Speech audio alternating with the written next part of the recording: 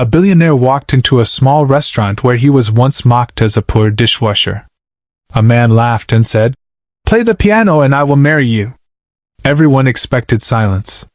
But a quiet waitress stood up, played one note, and revealed a secret that exposed betrayal, saved a broken life, and changed the fate of everyone in the room.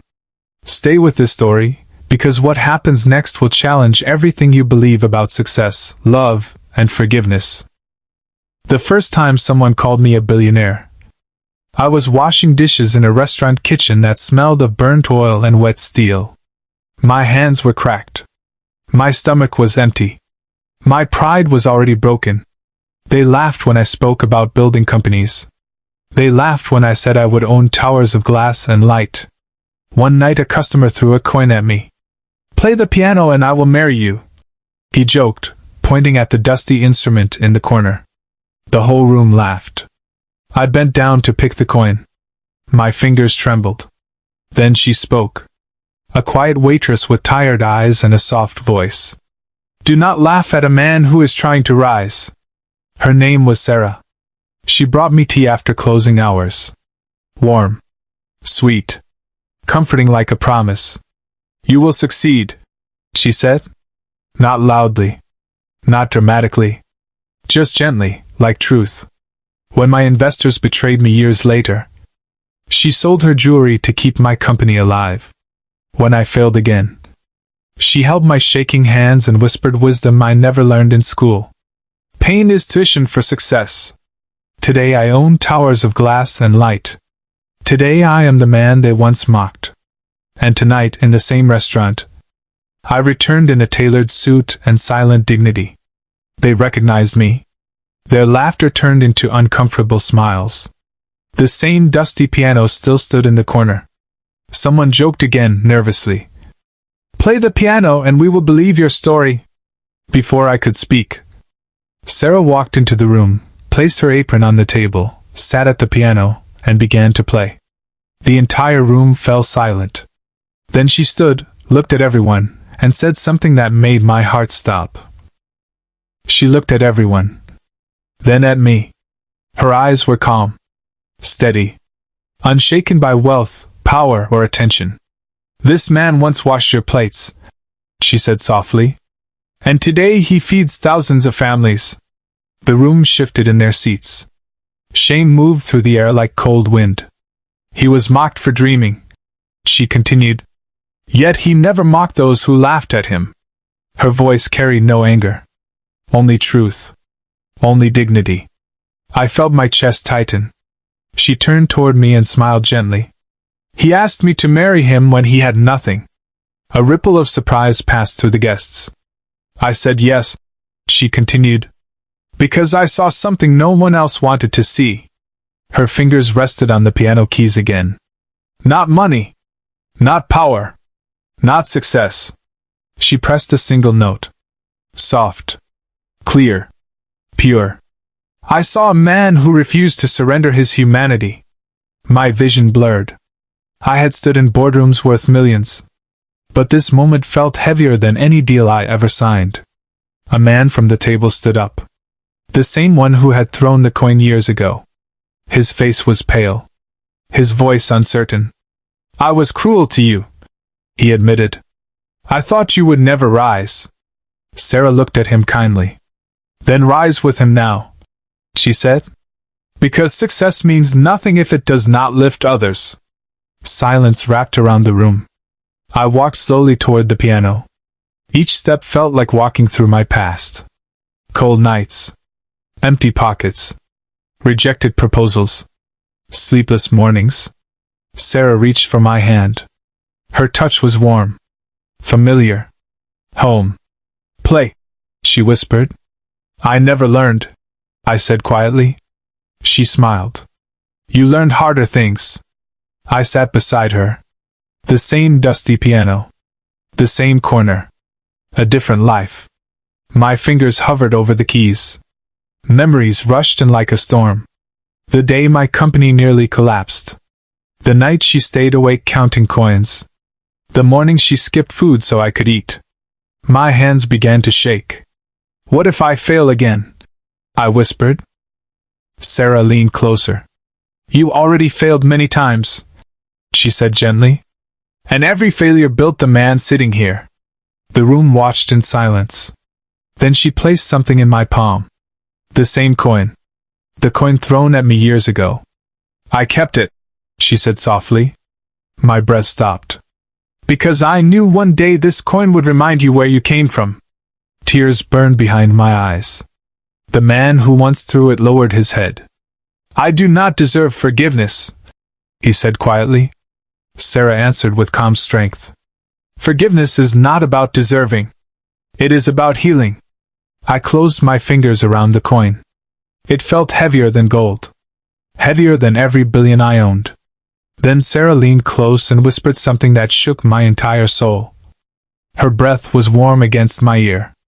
If you still want to marry me, she whispered, play for me now. My heart froze. Not because of fear. Because of love. The room disappeared. The noise faded. The world narrowed to her voice and the old piano. I thought we were already married, I said softly. She smiled with tender sadness. We were married in struggle, she replied. But tonight I want you to choose me again in success. The words cut deep. Gentle. Honest. Unavoidable. I looked at her hands. Hands that once carried plates for 12 hours a day. Hands that sold her only gold bracelet to save my failing startup. Hands that held my face when I broke down in tears. I never stopped choosing you, I said. Sarah shook her head slowly. Success changes men, she said. Money builds distance. Her eyes searched mine. Tell me that the boy who washed dishes is still alive inside you. Pain rose in my chest like a storm. Because I knew the truth. Board meetings had hardened me. Contracts had made me cold. Profit had slowly replaced compassion. I looked around the restaurant. The same cracked walls. The same cheap tables. The same tired workers. And suddenly I saw something I had been blind to. My company had grown. My wealth had multiplied. But this place had remained the same. Still struggling. Still surviving. Still forgotten. Sarah stepped back. If you play, she said softly, play for them. She pointed at the kitchen door. For the workers who dream quietly. She pointed at the guests. For the people who carry regret. Then she placed her hand over my heart. And for the man you promised to become. My fingers touched the piano keys. Cold. Rough. Dusty with years of silence. I pressed one key. A broken note echoed in the room. Imperfect. Fragile. Real. Sarah closed her eyes. Again, she whispered. I pressed another key. This time steadier. Then another. And another. A slow, uneven melody began to form. Not beautiful. Not perfect. But honest. The room listened in silence. Even the man who mocked me wiped his tears.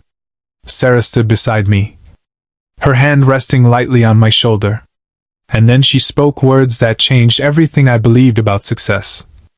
Success is not the money you keep, she said softly. It is the dignity you return to others. The final note trembled under my finger. The room felt heavier than before. Not with tension. With truth. I turned toward her. Her eyes were wet. But her smile was steady. You built an empire, she continued. Now build humanity inside it. Those words pierced deeper than any business failure.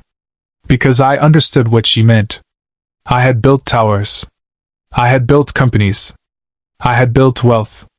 But I had not rebuilt the broken places that shaped me. I stood slowly from the piano. The coin still rested in my palm.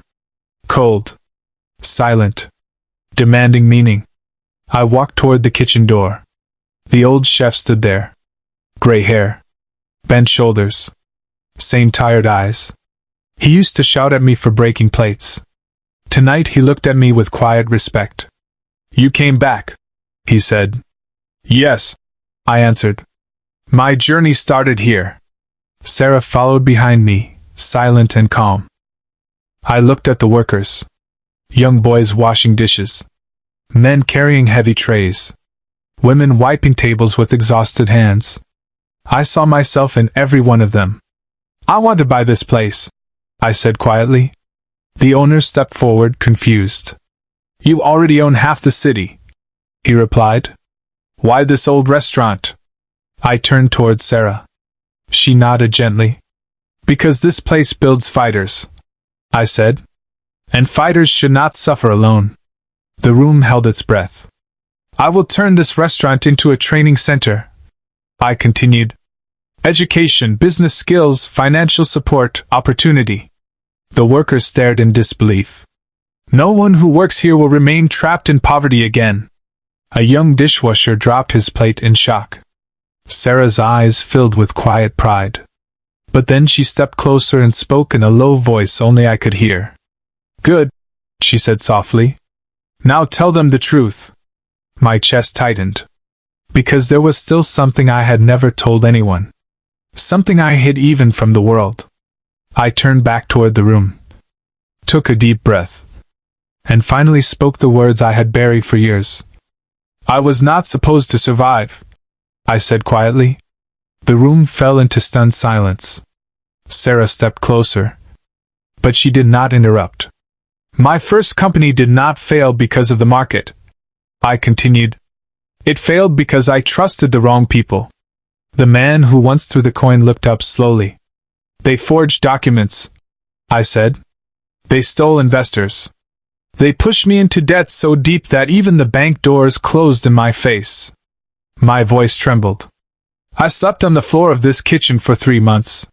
The chef covered his mouth in shock. I ate leftovers from broken plates. A waitress wiped her tears. I stopped answering calls because creditors threatened my life. The air grew heavy. Sarah's hand gently touched my back. Steady. Supportive. Unbreakable. One night, I said slowly, I decided to end everything. Gasps moved across the room. I walked to the bridge at the edge of the city. The memory burned inside me. Cold wind. Dark water. Empty streets. A broken man. I thought my story was finished. Sarah closed her eyes. She knew this part. She lived it with me. But then, I whispered. I heard footsteps behind me. The room listened like a heartbeat paused in time. It was her. I looked at Sarah. She stood beside me on that bridge and said nothing for a long time. Tears rolled down her cheeks now. Then she gave me a piece of bread and said something simple.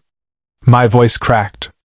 She said, If you fall today, the world loses a man who was meant to lift others. The silence became sacred. She did not lecture me. She did not shout. She just held my hand and waited for me to breathe again. I looked at the workers. That night she saved my life. Sarah lowered her head. I did nothing special, she whispered. You gave me courage, I replied. The owner stepped forward slowly. And after that? He asked. I tightened my grip on the coin. After that I made a promise, I said. Sarah looked at me carefully. Because she knew this promise. The promise that changed everything. I promised her that if I ever became successful, I continued, I would reveal the name of the man who destroyed my first company and ruined hundreds of lives. The room stiffened. The man who threw the coin stepped back nervously. Because that man, I said slowly, is still sitting in this room tonight. Sarah's fingers tightened around my arm. And then the door behind the dining hall opened. The door opened slowly. Cold air slipped into the room. Heavy footsteps followed. A tall man walked in, wearing an expensive suit and a forced smile. My chest tightened. I knew that walk. I knew that face. I knew that silence. Sarah's hand trembled slightly on my arm. You invited him, she whispered. Yes, I answered quietly. The room parted as he moved forward. Some guests recognized him immediately. A powerful investor. A respected businessman. A man admired by the city. He stopped a few steps away from me. His eyes held no warmth. "Congratulations," he said calmly. "You finally became what you dreamed of." His voice still carried the same arrogance. I looked at him without anger. Only truth. "You destroyed my first company," I said. The room froze again. He laughed lightly. "Business is war," he replied. "Only the strong survive." Sarah stepped forward, her voice steady. "You forged signatures and stole contracts," she said. "That is not strength. That is betrayal." The man's smile faded. "You were just a waitress," he replied coldly. "You understand nothing about business." The insult hung in the air. But Sarah did not react with anger. She looked at him with quiet dignity. "A waitress understands hunger," she said softly. "And hunger teaches honesty better than wealth ever can." The workers behind us nodded silently. The man turned back to me. "What do you want?" he asked. "Revenge?" I opened my palm and showed him the coin. "No," I said calmly. "I want accountability." He crossed his arms. "You have no proof," he replied confidently. The room grew tense again. Because he was right. For years, he had hidden every trace. Every document erased. Every witness silenced. Every record buried. Sarah stepped closer to me. Her eyes were calm again. "Tell him," she whispered. I nodded slowly. 10 years ago, you believed you destroyed everything," I said to him. He smirked. "I did," he replied. I shook my head gently. "No," I said. "You forgot one thing." His confidence weakened slightly. "And what is that?" he asked. I looked at Sarah. She reached into her bag and pulled out a small worn notebook. The same notebook she used to carry in the restaurant years ago. She placed it on the table. The man frowned. "What is this?" he asked. Sarah opened the first page. Inside were dates, signatures, conversations, transaction notes, carefully written, patiently recorded, year after year. "I wrote everything," she said quietly. "Every meeting you had here. Every illegal deal you discussed. Every name you mentioned." The man's face turned pale. "You were just serving tea," he whispered in disbelief. Sarah looked at him steadily. "Yes," she replied. "And while serving tea, I was protecting a future." The room felt like it was holding its breath. I pushed the notebook toward him. "This is only a copy," I said calmly. His hands began to shake. "Copies have already been sent to authorities, investors, and media," I continued. Silence exploded into fear inside his eyes. Sarah stepped closer and spoke gently. "You once told him business is war," she said. "But you forgot that truth always wins wars." The man staggered back. And just then, police sirens echoed faintly outside the restaurant. The sirens grew louder, closer, sharper, unavoidable. The man's confidence collapsed like glass under pressure. "You planned this," he whispered, staring at me. I did not answer. Sarah stepped beside me, calm as ever. "No," she said softly. "Truth planned this long ago." Red and blue lights flashed through the restaurant windows. The workers moved back slowly. Guests held their breath. No one dared to speak. The door opened again. Uniformed officers entered with quiet authority. One of them walked straight toward the man in the expensive suit. "Sir, we need you to come with us," the officer said firmly. The man forced a weak smile. "This is a misunderstanding," he replied. The officer placed the notebook on the table and opened it. "Forgery, fraud, financial manipulation, and corporate theft are not misunderstandings," he said calmly. The man looked at me again. "You could have destroyed me years ago," he said bitterly. "Why wait?" I looked at Sarah before answering. "Because I needed to become strong enough to forgive you," I replied. His face twisted in confusion. "Forgive?" he repeated. Sarah spoke gently. "Punishment comes from the law," she said. Forgiveness comes from the heart. The officer stepped closer. Cold metal cuffs clicked around his wrists. The sound echoed in the silent room. He lowered his head. For the first time, arrogance disappeared from his face. Only fear remained. As they began to take him away, he stopped and turned back. "Why did you really bring me here tonight?" he asked quietly. I stepped forward. "Because this is the place where you broke me," I said. "And this is the place where I wanted you to see what you failed to destroy." His eyes moved slowly across the room. The workers. The piano. The dusty walls. Sarah standing beside me. He swallowed hard. "You won," he whispered. I shook my head gently. "No," I said. "We survived." The officers guided him toward the door. Just before stepping out, he looked back one last time. And in a voice filled with regret, he said something that no one expected. "I was jealous of you," he said quietly. The words hung in the air like a fragile confession. Everyone froze. The officers paused.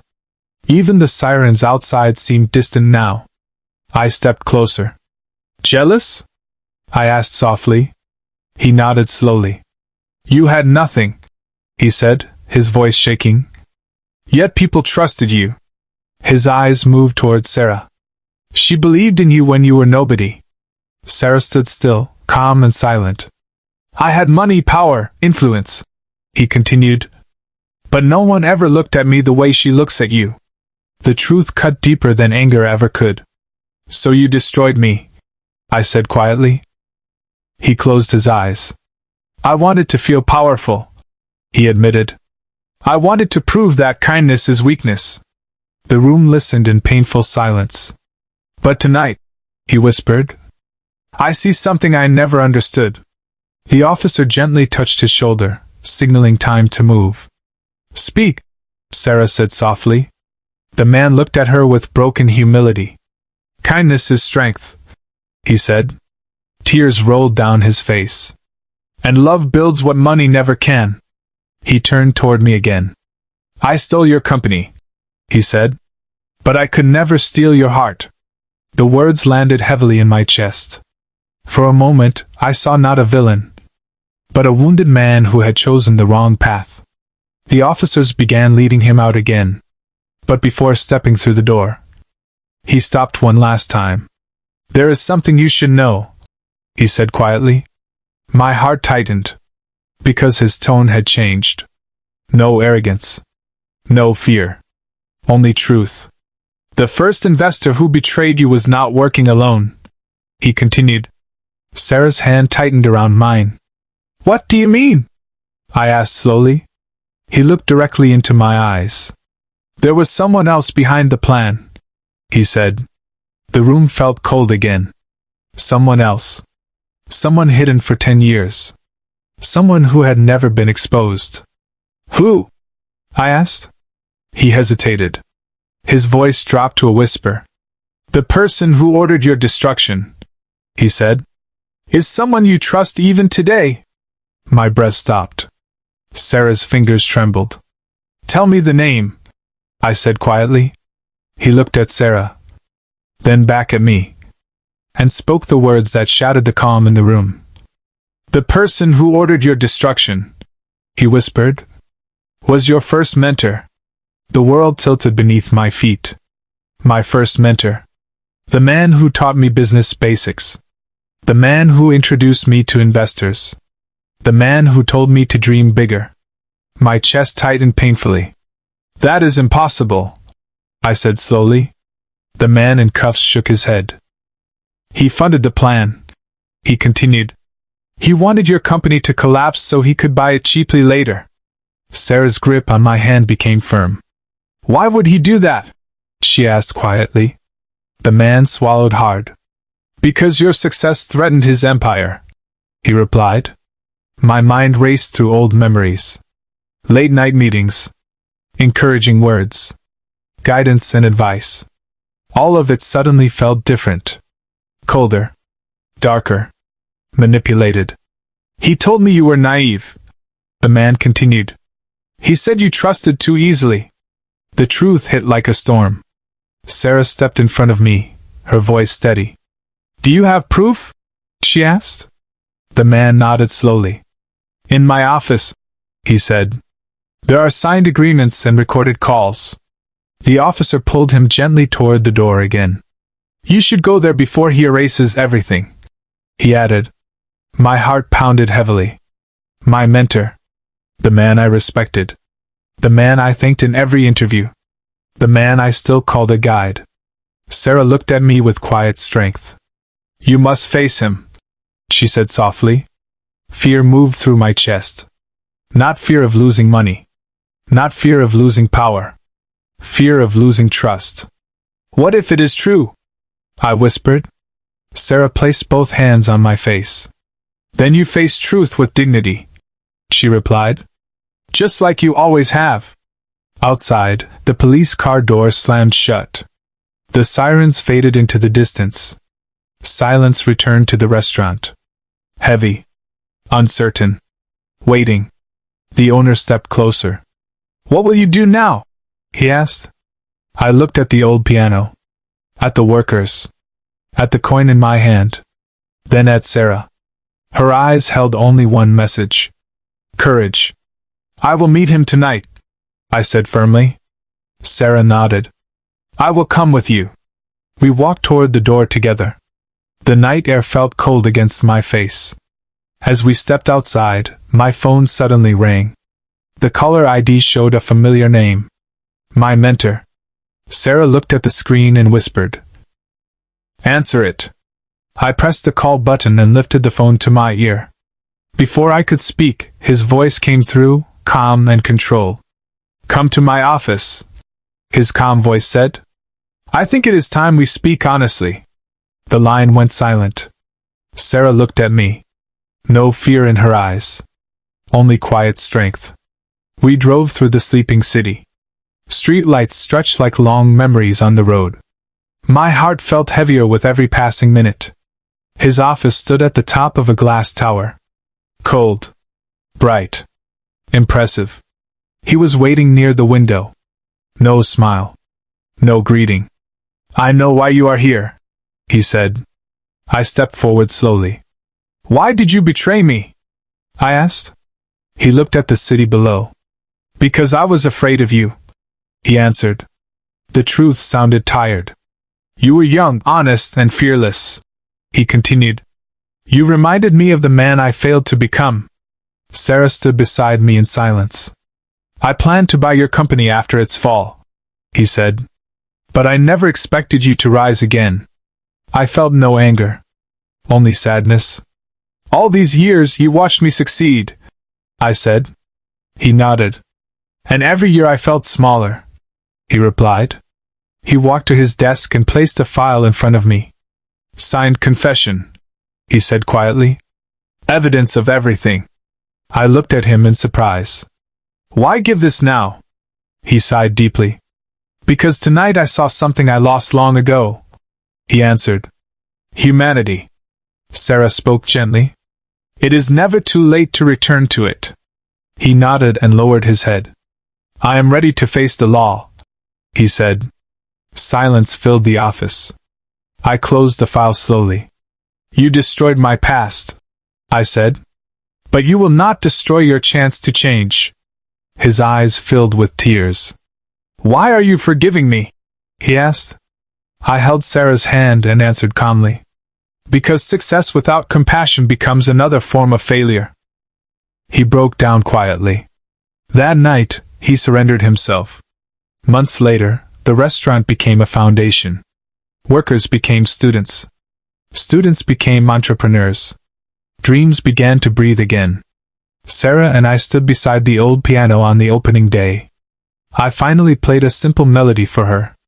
She smiled and whispered, "Now I will marry you again, every day of my life." I understood then the greatest truth of my journey.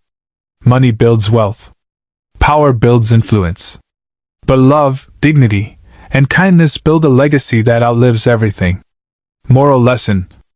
True success is not measured by how high you rise, but by how many lives you lift, how deeply you love, and how courageously you choose kindness even after pain.